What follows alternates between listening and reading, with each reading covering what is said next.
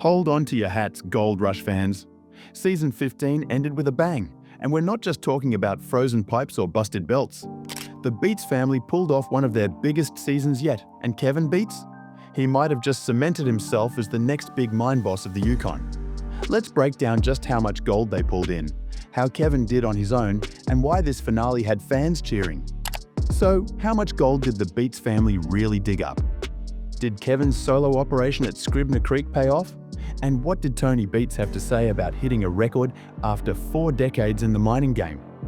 Let's get into it. As winter closed in and time ran out, Tony Beets, also known as the King of the Klondike, was determined to make Season 15 his biggest gold haul yet. He wasn't messing around either. He had his whole family and even his nephew working across multiple claims, each one running full throttle to hit their targets. At Indian River, cousin Mike was working the Sluice-a-Lot plant, and all that hard work paid off. He delivered 211.88 ounces, worth over $565,000.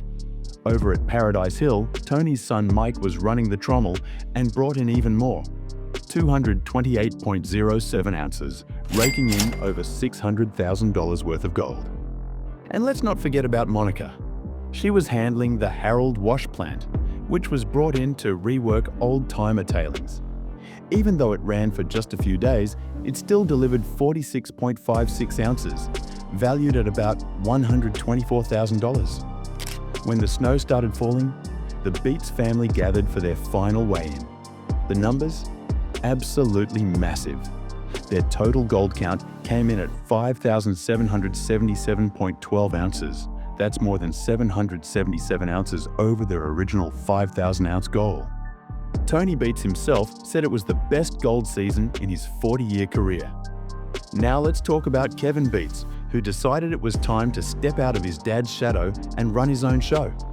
He poured his life savings into starting a solo operation at Scribner Creek with his partner Faith Teng. It wasn't smooth sailing though. Kevin faced a ton of challenges. Early on, his feeder belt broke again. He had patched it up once with conveyor clips, but this time it was completely shredded and needed a full replacement.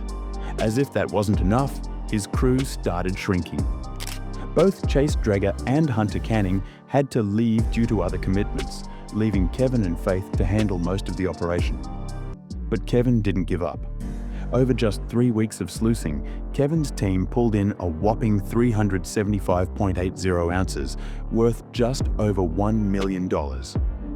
That's right, he smashed his personal goal in his very first solo season. Not bad for a rookie mine boss, huh? The final tally, a family victory.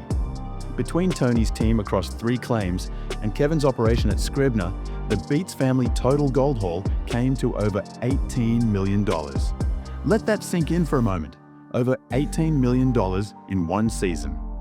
Season 15 might have been filled with busted pipes, broken belts, and freezing temperatures, but the Beets family pulled together and delivered one of the most impressive finales in Gold Rush history.